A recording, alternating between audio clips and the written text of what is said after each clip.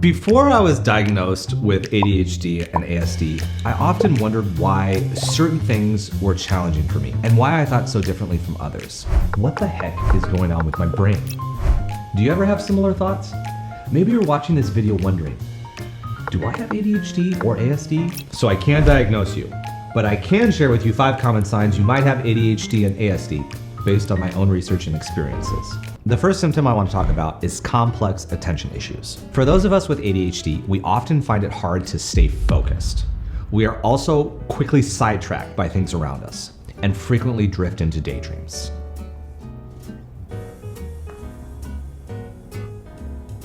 Sorry, I was daydreaming. What was I talking about? I have a very difficult time focusing. I will be in a meeting, and 15 or 20 minutes into that meeting, I'll need a break. This kind of sounds weird, but it's very common for me to just leave meetings. Yeah, that sounds really weird and a little bit rude, but it's what I need to do if I'm going to be able to focus. When I'm writing my content for these videos, I have to take breaks every 15 minutes, and I love making this content. The good thing is my breaks, they're not disruptive, and most of the time they're really short, sometimes just 20 or 30 seconds. So these are easy adjustments I can include in my schedule. The other issue is distractibility. This can be problematic, so I've made adjustments. When I'm working, I have to have a very, very structured environment. My workspace is very quiet. If I'm listening to music, it's either jazz or classical. The temperature is cool and consistent, and there's very limited possibilities for interruptions. For those with ASD, they can become so deeply engrossed in particular interests that they might struggle to switch their attention to other important tasks or engage in social interactions. I've been so engrossed in design projects or video editing that I've forgotten to eat, drink, shower, and even sleep. That's insane, that's crazy. When I'm locked in, I have no concept of time. I won't hear people if they try to talk to me, and I'll have literally no idea what's happening around me. It's kind of ridiculous, but it's also pretty awesome because I can accomplish a lot when I am locked in. Try looking back and reflecting on your schooling. Did you find school challenging? Did you get into trouble? A lot. For those of us who went to school in the 70s or 80s, there wasn't much intervention in place. Not much focus was given to ADHD or ASD. We were often labeled as bad kids. For example, my teachers regularly told my parents that I was going to end up in jail. It's gotten a lot better with time, but schooling can and does still pose a lot of challenges for those with ADHD and ASD. So let's summarize this first symptom. If you struggle to stay focused, are easily distracted, and become super engrossed in a project or task to where you are oblivious to what's happening around you, you might have ADHD and ASD. Symptom number 2 is sensory sensitivities. For those of us with ADHD, we often have an increased sensitivity to our surroundings, making us prone to being distracted by sounds or things happening nearby. This can mean that people with ADHD may get overwhelmed when in large crowds or in an environment that is really noisy. It may lead to feelings of dizziness or irritability. I do not do well in large crowds or medium crowds or any crowds. My head is drawn to every different person and every sound I hear. There's so much going on around me, it's hard to focus, which makes me feel dizzy, and I don't like feeling dizzy. For those of us with ASD, we often have heightened sensory reactions. This can mean avoiding certain textures, sounds, or lights, and sometimes being drawn to intense tastes or physical feelings. I avoid bright flashing lights and loud sounds.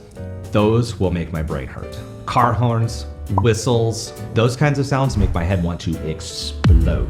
Interestingly enough, I'm also extremely attracted to certain textures and smells. So there's this really tiny white flower that grows in Asia. It's called devilwood.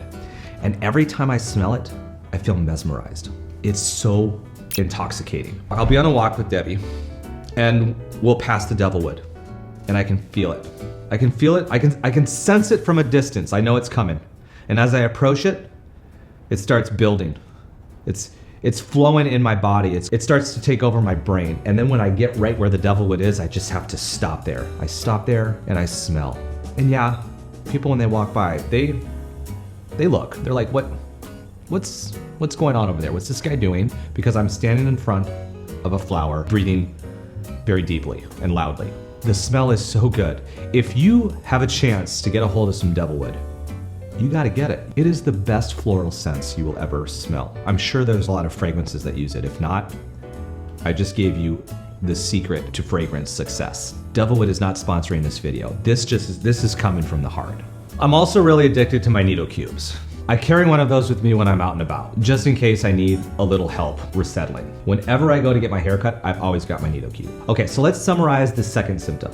If you are sensitive to large crowds, or lights, or sounds, to the point where it makes you feel sick, or you are super attracted to certain textures or smells, you might have ADHD and ASD. Let's move on to symptom number 3, which is social interaction challenges. People with ADHD often struggle with social cues, leading them to interrupt others unexpectedly or find it hard to keep pace in conversations. It's so weird because I always feel like people are interrupting me when I'm in conversation, but it's actually the opposite. I'm the one interrupting. I have to constantly fight the impulse not to cut in when others are in mid-sentence. I'm still working on this, and I'm getting better, but it's so hard. If I don't say it right then and there, I'm gonna forget it. I'm gonna forget about it. And the truth is, once it's in my brain, I can't really hear what other people are saying anymore. If I just dump it and get it out there, then I can start focusing on what other people are saying. It doesn't really work like that very often. And if you interrupt people a lot constantly, what I found out is they won't want to include you in conversations. And that can suck. For those of us with ASD, we often find it challenging to pick up on subtle social signals, like reading body language, holding eye contact, or forming friendships with peers. I've never been good at reading body language, and having to make eye contact, that makes my stomach hurt. It's also hard for me to make friends because it's hard for me to be in social situations. It can be isolating at times, but luckily for me, I've got a close group of friends that are very special and important to me. They're my best buddies.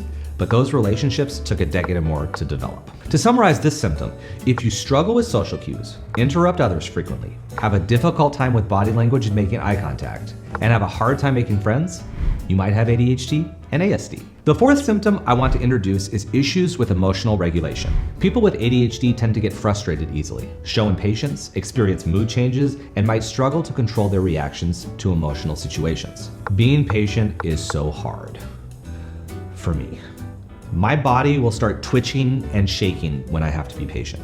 I can also get frustrated very easily, which has caused me problems in the past. There was one time several years ago when I couldn't figure out how to cancel a subscription on my iPad. I was scrolling through all the settings and trying to figure out all the steps, but there were so many words, and I think the company was making it hard because they didn't want me to cancel. Rather than exercise patience, think things through, and problem solve, or maybe ask for help, I decided throwing my iPad on the ground and smashing it with my foot would be the best approach. It wasn't. I lost a really good iPad because of that, and iPads are expensive, and that sucked. People with ASD often find it hard to grasp and convey their emotions in typical ways, leading to strong emotional outbursts or seeming detached from their feelings. I'm gonna break this down into 3 categories and give a little information about each. The categories I'm gonna talk about are emotional recognition, emotional expression, and emotional regulation. For emotional regulation, let's start with facial cues. Many individuals with ASD might struggle to interpret emotions based on facial expressions. For instance, recognizing the subtle differences between a worried look and a sad look might be very challenging. Verbal cues, tone of voice, sarcasm, and other nuanced emotional cues in speech can be very difficult to interpret for some with ASD. Emotional connection. While many individuals with ASD are highly empathetic, we might find it challenging to automatically resonate with or understand others' emotions in a given context. Number 2, emotional expression. An individual with ASD might laugh at a sad scene in a movie or remain impassive during a joyous occasion, not because they don't feel the emotion, but because their expression doesn't align with a typical response. They might also have difficulty articulating emotions. Even if we feel emotions intensely, some individuals with ASD might struggle to articulate or label their feelings. We might know we're upset, but we can't always specify if we're feeling angry or sad or frustrated. We also have reduced nonverbal expressiveness.